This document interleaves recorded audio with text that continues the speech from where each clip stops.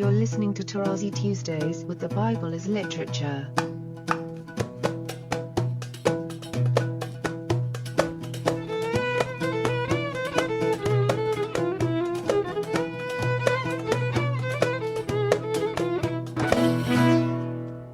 Hi, this is Father Mark Boulos, and you are listening to Tarazi Tuesdays with the Bible as Literature podcast.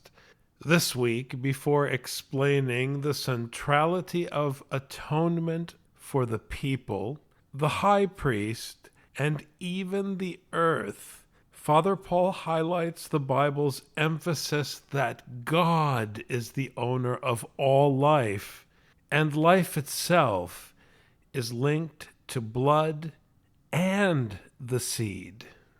I am delighted to introduce Father Paul on the Bible as Literature podcast, Tarazi Tuesdays.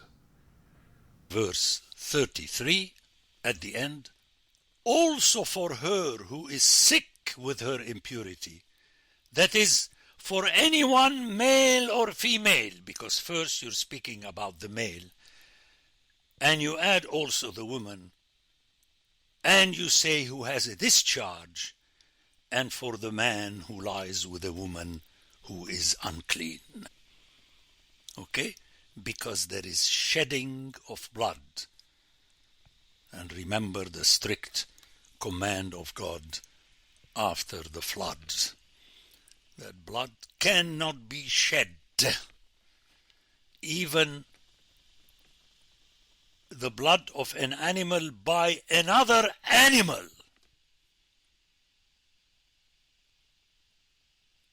So, hunting as a game is no fun. Actually, so-called civilized societies realize that, even without the Bible, that if you keep killing all the lions and the tigers, then you won't have lions and tigers. But the North American understands much better the seriousness when that person is told, well, if you go up to upstate New York, you're allowed to shoot one, depending on the rules, or 2 deer maximum a year. You cannot just go around killing deer. Learn from the Native American. They do not slaughter all bison, because then you will not have any bison, and thus you won't have food or shelter. So the bison for the Native American, the deer for the NATO North Americans and Canadians, function as the lamb in the ancient Near East. Conclusion: God is the owner of all life that is linked not only to the blood, but also to the seed. Very important. Then, with this, we move to chapter 16, where we have rules that are very interestingly linked, listen to the beginning of the chapter, linked to the death of the 2 sons of Aaron. Notice how the chapter begins. The Lord spoke to Moses after the death of the 2 sons of Aaron, when they drew near before the Lord and died. Meaning, watch out when you approach the Most High. Tell Aaron your brother not to come at all times into the holy place within the veil. That's the Holy of Holies. Before the mercy seat, which in Hebrew means the seat of atonement. Hear it in the Hebrew. Kipporet, which is from the same root as Yom Kippur, when the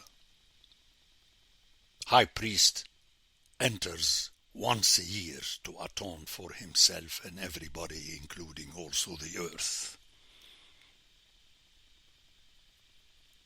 Because, notice again the terminology, for I will appear in the cloud upon the mercy seat. And with this you are thrown back in the story of the cloud in the book of Exodus. And then you have strict rules. I don't need to go through them. Please read the chapter just to hear the strictness of the rules regarding the entrance into the Holy of Holies by the high priest. And you have in detail how the goat that is offered to atone for the people is sent into the wilderness. Read the chapter. I don't want to belabor, because for me it is the sound of the text that is important. And in 29, the seriousness of the matter is reflected in this statement, and it shall be a statute to you forever. Okay? Ad olam. That in the 7th month, on the 10th day of the month, you shall afflict yourselves and shall do no work, either the native or the stranger who sojourns among you. For on this day shall atonement be made for you to cleanse you. From all your sins you shall be clean before the Lord. The first verb is yokaper or yokafer, which reflects atonement, so that you appear pure, clean. Those who know Arabic here, tahar, we have it in the Arabic, tahir, yutahhir.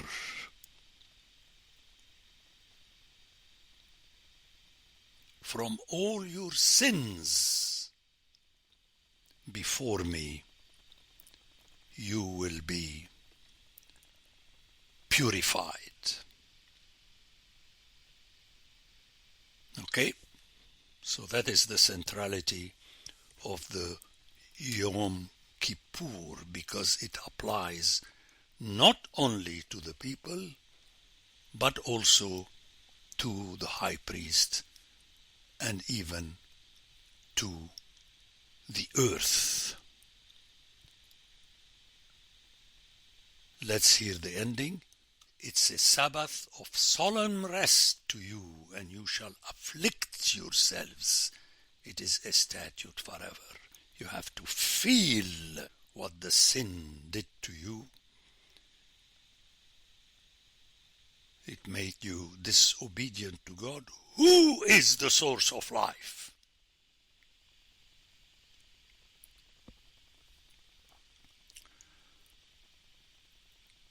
In Hebrew, the Sabbath of solemn rest is Shabbat, Shabbaton. You hear the power in the repetition of the root.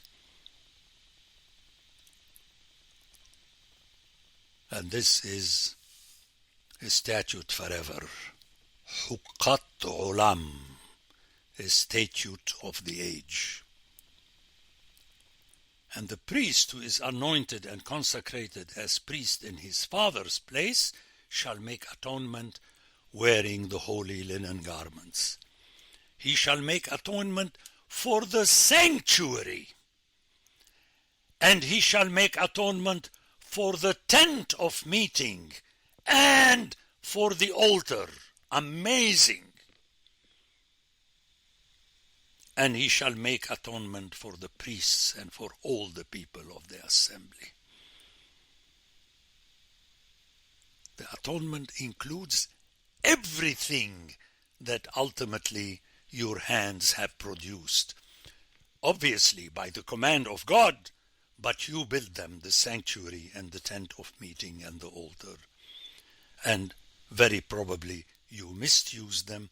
That's why very early on we have the story of the two sons of Aaron that were not abiding by the will of God. And the last verse sums it up, and this shall be an everlasting statute, Hukat Olam, for you. The atonement may be made for the people of Israel once in the year because of all their sins. And Moses did as the Lord commanded him.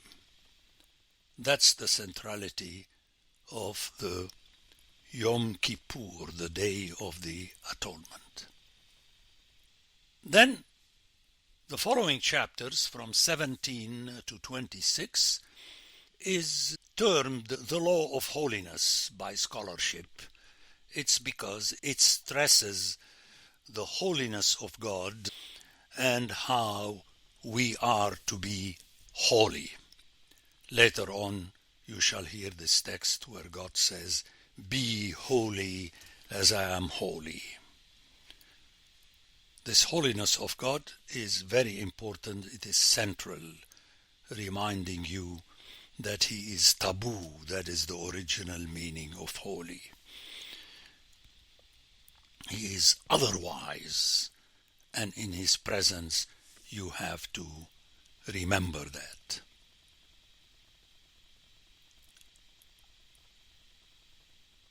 Now, very early on in chapter 17, verse 7, we hear that the offerings that are offered to God should not be sacrifices for satyrs, after whom they play the harlot, and they, the people, shall no more slay their sacrifices for satyrs, the people or the priests. It's the same thing.